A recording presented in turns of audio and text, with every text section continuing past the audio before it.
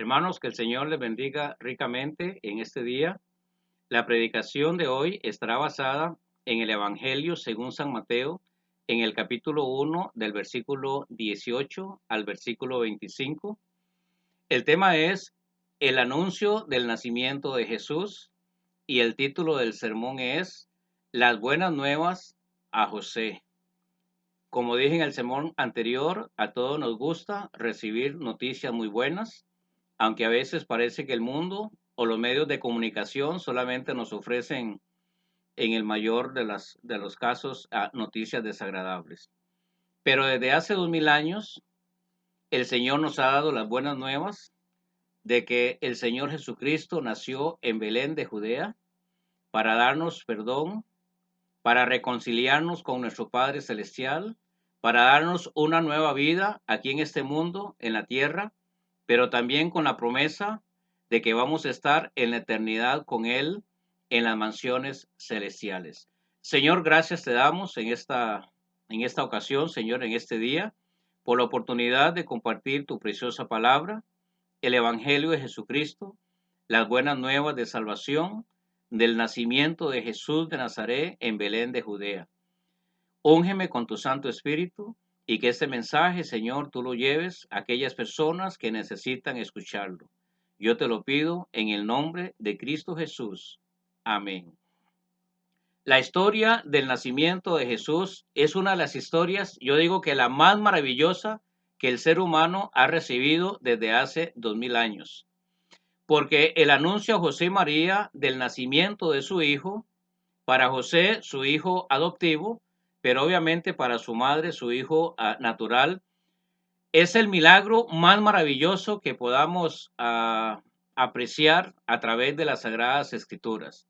Sin embargo, para los padres de Jesús no fue fácil entender en un principio la manera en que el niño vendría a este mundo, porque su engendramiento sería sobrenatural por medio del poder del Espíritu Santo.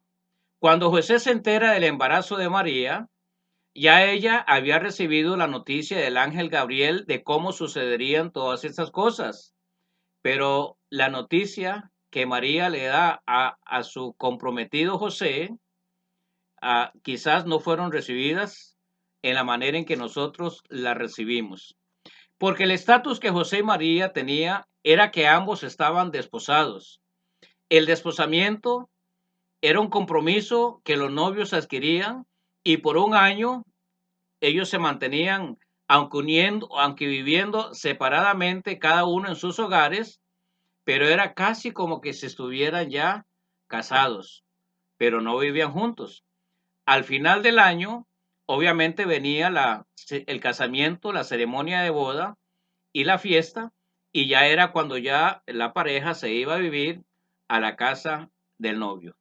Entonces, esta noticia para José significaba una traición de María y la ley de Moisés le permitía a José llevarla, no solamente ante los líderes religiosos, sino también ante los ancianos del pueblo para que ella recibiera lo que merecía. Y de acuerdo a la ley de Moisés, la muerte por lapidación era la sentencia que el adúltero, sea hombre o mujer, recibía.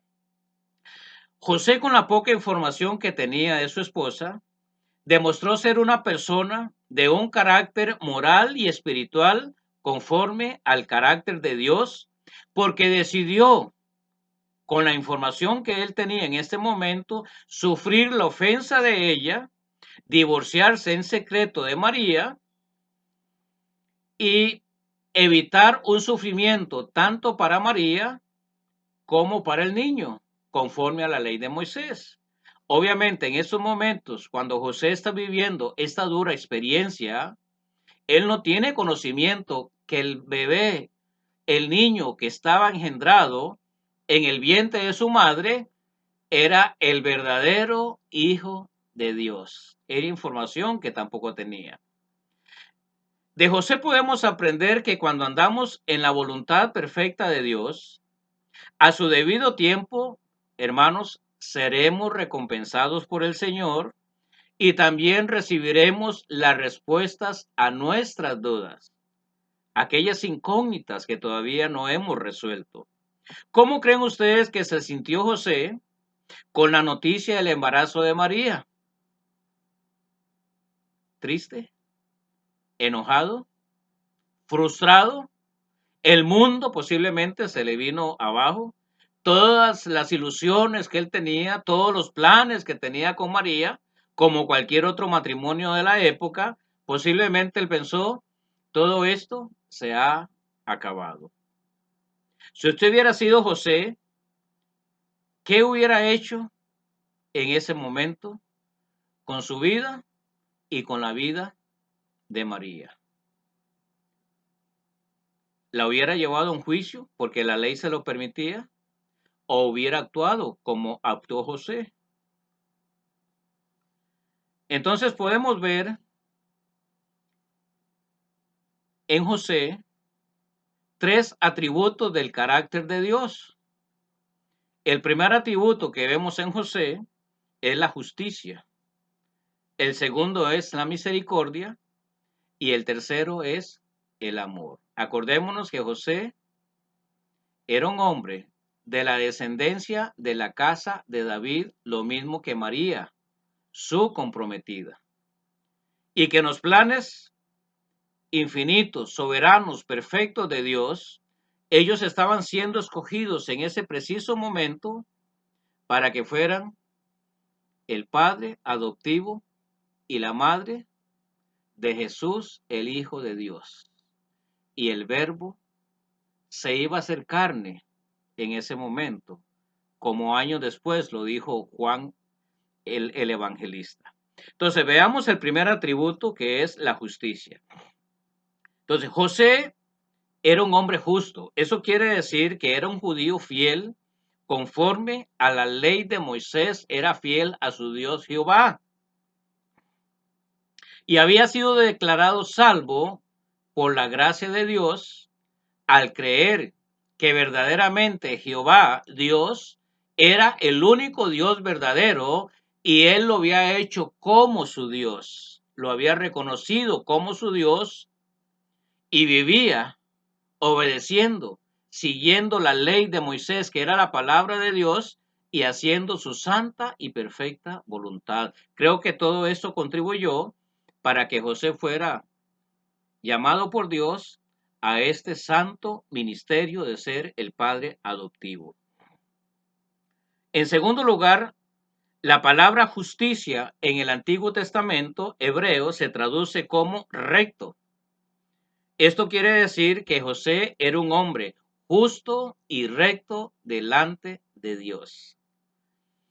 Ahora, José actuó con justicia y rectitud ante María, a pesar de supuesto engaño que él había sufrido, porque tomó en cuenta el valor de la vida de su esposa y su hijo antes que su propia persona. Eso es amor. Eso es ser justo. Eso es ser una persona misericordiosa. José sufrió en silencio, el dolor que llevaba en su corazón y el martirio de la supuesta traición que continuamente venía a su mente, que le molestaba, que le frustraba. Y eso me recuerda que José se identifica mucho en este aspecto con el Señor Jesucristo, como lo describe el profeta Isaías en el capítulo 53 y versículo 7, cuando dice, angustiado él y afligido no abrió su boca, como cordero fue llevado al matadero y como oveja delante de sus trasquiladores, enmudeció y no abrió su boca. Así fue José, no abrió su boca, sufrió el dolor que en ese momento llevaba, porque todavía no conocía, no tenía todo el conocimiento completo hasta que el ángel Gabriel le compartiera la información. Hermanos, el cristiano debe ser también una persona que refleje los atributos de Jesús.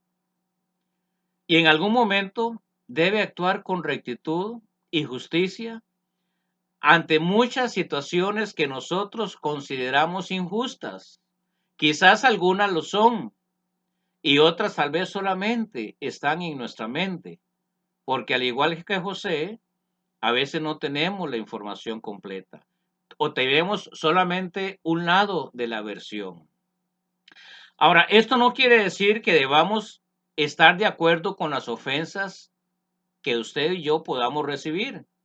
Pero lo primero que debemos hacer ante una situación como la de José, o tal vez una ofensa, una situación adversa de segundas o terceras personas, es que no debemos actuar con ira y venganza. Lo primero que debemos hacer es llevar el conflicto a Dios en oración. El Señor es el primero que tiene que conocer qué es lo que está pasando en nuestra vida. Nosotros debemos comunicárselo a Él, aunque ya lo sabe. Pero el Señor quiere que trabajemos juntos, especialmente situaciones tan difíciles como las que José o las que usted puede estar viviendo en ese momento. Y yo le garantizo que si lo hacemos así, estoy seguro que el Señor le dará a usted una respuesta sabia de cómo debe actuar en ese momento, al igual que se la dio a José posteriormente, haciendo el milagro, y tengo que llamarlo milagro, de enviar un ángel del cielo llamado Gabriel para poner en orden sus emociones, sus sentimientos y decirle la verdad de todo lo que estaba aconteciendo, no solamente a María, sino también a él. ¿Por qué? Porque ya había un desposamiento y porque María en algunos meses posiblemente iba a ser su verdadera esposa. Entonces, mira la manera en que el Señor Jesucristo nos presenta, la manera en que debemos comportarnos con aquellas personas que a veces nos causan un daño o que le han causado un daño a usted. Y quizás el mundo vaya a decir, no, pastor, no es así. Pero Dios dice, sí, es así. Sí se puede, porque yo voy a estar presente en su situación si usted actúa de la manera en que yo quiero que haga las cosas. El Señor quiere que hagamos las cosas conforme a su plan, a su voluntad, a la manera divina, a la manera de Dios. El Señor Jesucristo dijo en el Sermón del Monte, en el capítulo 5, versículo 43 al 45, oísteis que fue dicho en la ley de Moisés, aunque el Señor estuvo durante el periodo de la ley de Moisés, pero el Señor estaba estableciendo los parámetros, la manera en que los hijos del reino, debían comportarse. El Señor estaba poniendo una ley más alta, una manera de responder a los conflictos mejor, no conforme a la tradición de muchos años. Él dice, oísteis que fue dicho, amarás a tu prójimo y aborrecerás a tu enemigo. Eso era la tradición, ese era el comportamiento del pueblo judío en aquellos entonces y posiblemente de la cultura de la época. Amarás a tu prójimo y aborrecerás a tu enemigo. Muchas personas en este momento actúan de esa manera. Ama al que le ama y aborrece al que le aborrece. Pero el Señor Jesús dice, no, no, no es así. Ustedes van a actuar como hijos de Dios a mi manera, a la manera del Padre Celestial. Pero yo os digo, dice Jesús, amad a vuestros enemigos, bendecid a los que os maldicen, haced bien a los que os aborrecen y orad por los que os ultrajan y os persiguen. Y usted dice, no, es que no se puede hacer eso. Y mi punto es, si Dios dice que sí se puede hacer, entonces usted sí puede hacerlo. Porque Dios va a controlar sus emociones, sus sentimientos, sus pensamientos y su voluntad y su carácter. Cuando usted se pone bajo la autoridad de Dios y la dirección del Espíritu de Dios, del Espíritu Santo. Y el Señor dice, para que seáis hijos de vuestro Padre Celestial. Podemos entender esta oración de esta manera: para que os comportéis como hijos de vuestro Padre Celestial, para que le demuestren al Padre, al mundo, cómo los hijos de Dios actuamos ante ciertas adversidades y muchas de ellas dolorosas. Para que seáis hijos de vuestro Padre que está en los cielos, que hace salir el sol sobre malos y buenos, y hace llover sobre justos e injustos. La pregunta es, ¿sí se puede hacer lo que el Señor dice? ¿Amar al enemigo? ¿Bendecir al que lo maldice?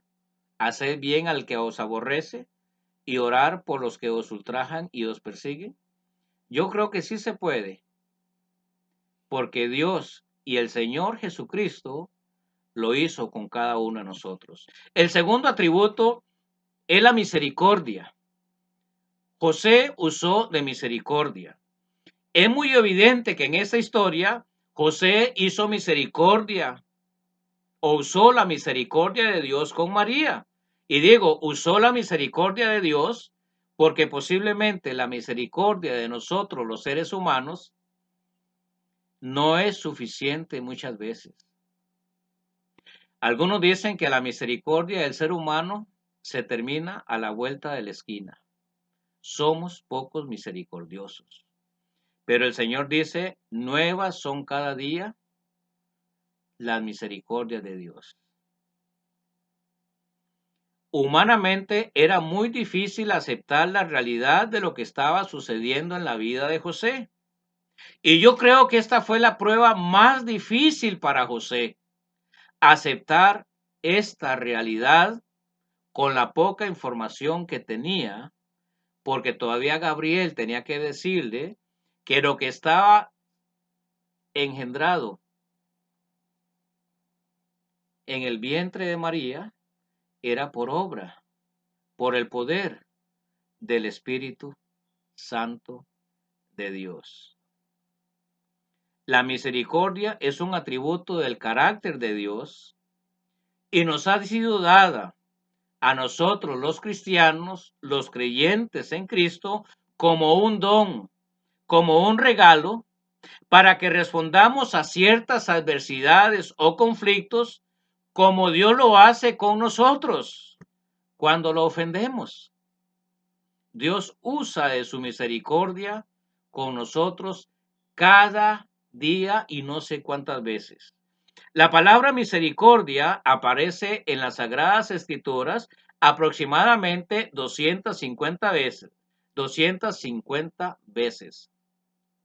Y una definición sencilla de lo que conocemos o lo que decimos nosotros que es la misericordia, perdón, es que Dios no nos paga conforme a lo que merecemos por causa de nuestros pecados. Si no fuera por la misericordia de Dios, todos los cristianos estuviéramos condenados por la eternidad a un infierno.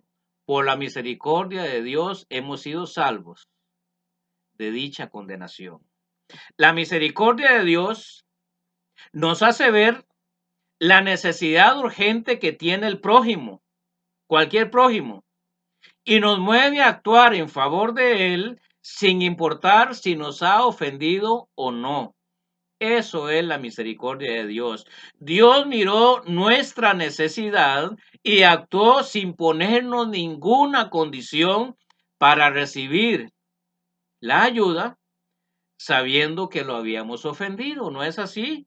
Mas Dios muestra su amor para con nosotros, en que siendo aún pecadores, dice el apóstol Pablo, Cristo murió por nosotros. Según la carta a los Romanos en el capítulo 5, versículo 8, siendo enemigos de Dios, ofensores de la santidad de Dios, ¿qué dice la Biblia? Que Cristo murió por nosotros. Y en el mismo Evangelio de San Mateo, en el capítulo 9, versículo 13, el Señor Jesucristo nos dice, id pues y aprended lo que significa misericordia quiero y no sacrificio. En ese momento el Señor se lo dijo al pueblo de Israel. Antes de todos los sacrificios, holocaustos que lleven al templo, de corderitos, de ovejas, de vacas, ganado, cualquier tipo de ofrenda, el Señor dice, primero quiero que hagan misericordia entre ustedes, el pueblo de Israel. Que ustedes se amen, que ustedes se tengan misericordia, se perdonen, que ustedes se reconcilien, que ustedes hagan las paces. ¿Cómo me traen sacrificios si entre ustedes no hay paz? Hay adversidades, hay luchas. Y en el Antiguo Testamento se acuerdan que Jehová dice, hastiado estoy de vuestros holocaustos. Porque lo que el Señor quiere es un corazón contrito y humillado, y que haya entre los miembros de la comunidad judía y los miembros de la comunidad de la Iglesia de Cristo, y entre los miembros de las familias, que haya amor, que haya reconciliación, que haya misericordia. Y especialmente en esta época que estamos viviendo y en esta estación de Adviento, que celebramos el nacimiento de Cristo, la mayor expresión de amor que Dios ha dado a esta humanidad. Y el apóstol Pablo dice en el capítulo 2 de Efesios, en los versículos del 4 al 6, pero Dios, que es rico en misericordia, por su gran amor con que nos amó, aun estando muertos en nuestros delitos y pecados, nos dio vida juntamente con Cristo. Nos dio vida en el momento en que nos juntamos, nos unimos al Señor Jesucristo cuando lo aceptamos en nuestro corazón. Y dice Pablo, por gracia sois salvos. Por la misericordia de Dios, su gracia obró en nosotros. Y juntamente con él, dice el apóstol Pablo, nos resucitó y asimismo nos hizo sentar en los lugares celestiales. Hermano y hermana, en Cristo Jesús hemos resucitado de los muertos. En nuestra realidad tenemos que morir. Y un día el Señor levantará nuestros cuerpos. Pero en la persona de Cristo hemos resucitado. En la persona de Cristo ya el cristiano está sentado arriba, en los lugares celestiales, juntamente con Cristo. Amén. ¿No es un mensaje maravilloso que recibimos en esta Navidad? Vale la pena ser cristiano y ser un cristiano fiel y verdadero. Por tanto, teniendo un gran sumo sacerdote, dice el escritor de Hebreos, que traspasó los cielos, Jesús, el Hijo de Dios, retengamos nuestra profesión de fe. Porque no tenemos un sumo sacerdote que no se pueda compadecer de nuestras necesidades. Al contrario, usted y yo, hermano y hermana, miembro de la iglesia de Cristo, y usted en particular de una iglesia cristiana, tenemos un sumo sacerdote que se compadece continuamente de nuestras debilidades, de nuestros padecimientos, de nuestros sufrimientos, de todo aquello que abate el alma y el espíritu, esos sufrimientos inesperados que a veces vienen a la vida de un ser humano, de un cristiano o de cualquier persona. Hermano, el Señor se compadece del sufrimiento que usted hoy, en este momento, usted está experimentando, pero el Señor te dice, hermano y hermana, yo entiendo el sufrimiento, yo entiendo lo que estás viviendo, y en el nombre de Jesús, hermano y hermana, clámele al Señor, y el Señor responderá y le dará nuevas fuerzas y le levantará, dice la Escritura. Acerquémonos pues confiadamente al trono de la gracia. Dice el escritor de Hebreos, acérquese al trono de Dios, doble sus rodillas, clame al Señor de los cielos, ponga toda pena, toda incertidumbre, todo dolor, todo sufrimiento. Dice, acerquémonos pues confiadamente al trono de la gracia para alcanzar misericordia. ¿Para alcanzar qué? Misericordia.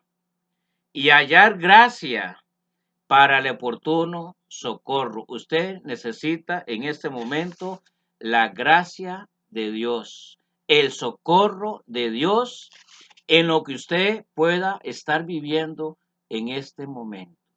Una enfermedad, una desilusión, una traición, una ofensa, una pérdida de algún ser amado. Yo no sé lo que usted puede estar viviendo. Tal vez recientemente se ha contagiado de ese virus mortal del coronavirus. Hermanos, Dios entiende lo que usted está viviendo. Clama a mí y te responderé, perdón, dice el Señor, y te enseñaré cosas grandes y ocultas que tú no conoces. El, perdón, el ejemplo de José y lo más importante, lo que el Señor nos dice en su palabra es que debemos actuar con misericordia, tanto aquellas personas que nos aman y nos respetan, como también aquellas personas que le han causado a usted alguna pena o tristeza. Puede ser un familiar, un miembro de su familia, cercana o lejana, tal vez un amigo, su mejor amigo, su mejor amiga, lo traicionó, dijo algo que no debió decir, o tal vez sus vecinos, la amistad cercana.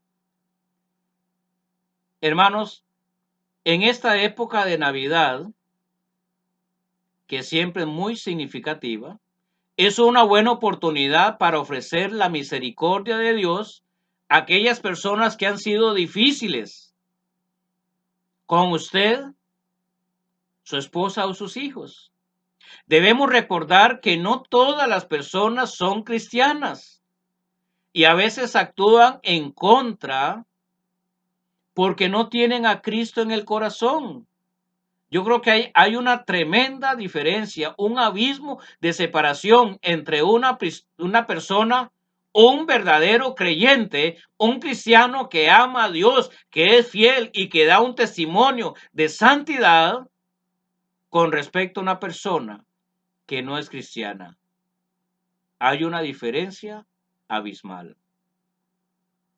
Ore por ellas, pídele a Dios que toque sus corazones y que en su misericordia produzca una verdadera reconciliación.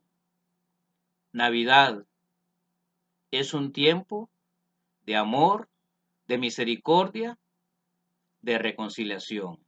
Y el tercer y último atributo que José mostró de Dios es el amor. Yo estoy completamente seguro que lo que movió a José a ser justo y misericordioso con su esposa, María, desposada en ese momento, fue el gran amor que él tenía por ella. La amaba con todo su corazón. Por eso se había comprometido. Porque ejemplo tenemos suficiente en las Escrituras de lo que Dios miró en nosotros, nuestra gran necesidad espiritual siendo enemigos de Dios. Éramos pecadores, estábamos condenados al infierno, pero Dios fue movido a misericordia por el gran amor que Él nos tiene. Como dice el apóstol Pablo, por el mero afecto de su voluntad, Dios nos amó, envió un Salvador y por la gracia el cristiano es salvo de una condenación eterna y tiene reservado un lugar en el cielo de Dios. Porque de tal manera amó Dios al mundo que ha dado a su Hijo unigénito para que todo aquel que en él cree no se pierda, mas tenga vida eterna. Y Jeremías 31:3 dice, Jehová se manifestó a mí hace ya mucho tiempo diciendo, con amor eterno te he amado, por tanto te prolongué mi misericordia. Hermano, la misericordia de Dios siempre está disponible para todo ser humano. El amor, por tanto, es para mí el mayor de los atributos de Dios que ha tocado nuestras vidas por y para la eternidad. Por el amor divino hemos alcanzado su gracia y su misericordia, y Dios demanda de nosotros, sus hijos e hijas. Si usted me dice, pastor, yo soy un hijo de Dios, soy una hija verdadera de Dios, debemos tocar las vidas de otras personas con el mismo amor que fuimos tocados nosotros, el amor eterno de Dios.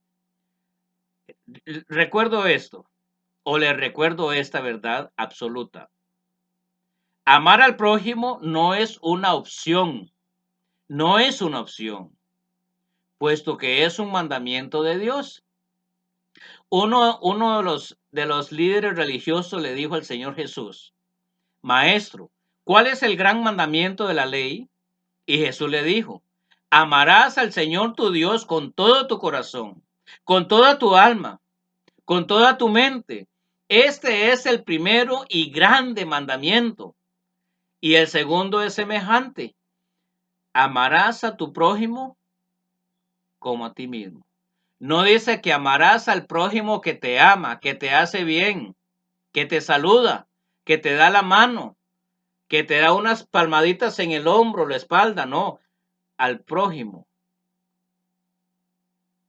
Aquel que tal vez no está dispuesto a amarnos.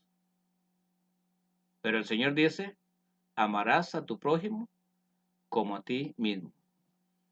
Y el apóstol Pedro dice en el capítulo 4, versículo 8 de su primera carta, y ante todo, hermanos de la dispersión, hermanos de la iglesia de Cristo, y ante todo, tened entre vosotros ferviente amor, porque el amor cubrirá multitud de pecados. El apóstol Pedro está diciendo a los hermanos de la iglesia, a los congregantes, no importa la denominación, el nombre de la denominación es secundario. Si usted aceptó a Cristo en el corazón, usted es miembro de la iglesia de Cristo y posteriormente usted se hace miembro de una iglesia local. El apóstol Pablo dice, hermanos de las iglesias locales, ámense unos a otros y sobre todo vosotros tened ferviente amor. El Señor quiere que los hermanos de las iglesias cristianas se amen con un amor ardiente, que se perdonen, que se reconcilien, que hagan las paces. Porque el cuerpo de Cristo no puede estar dividido, no puede estar separado, no puede estar formado un grupo por aquí, otro grupo por allá, no. El pastor va junto con el rebaño. El pastor de la iglesia de Cristo es el Señor Jesucristo y Él nos demanda a nosotros, sus ovejas, que tengamos paz, que haya amor, que haya reconciliación. Y como ese grupo de ovejas, sigamos al buen pastor hasta que estemos, ¿a dónde? En el cielo. Finalmente, la Navidad es una gran oportunidad para expresar todo el amor de Dios y perdonar a aquellas personas que le han ofendido. ¿Sí me entendió?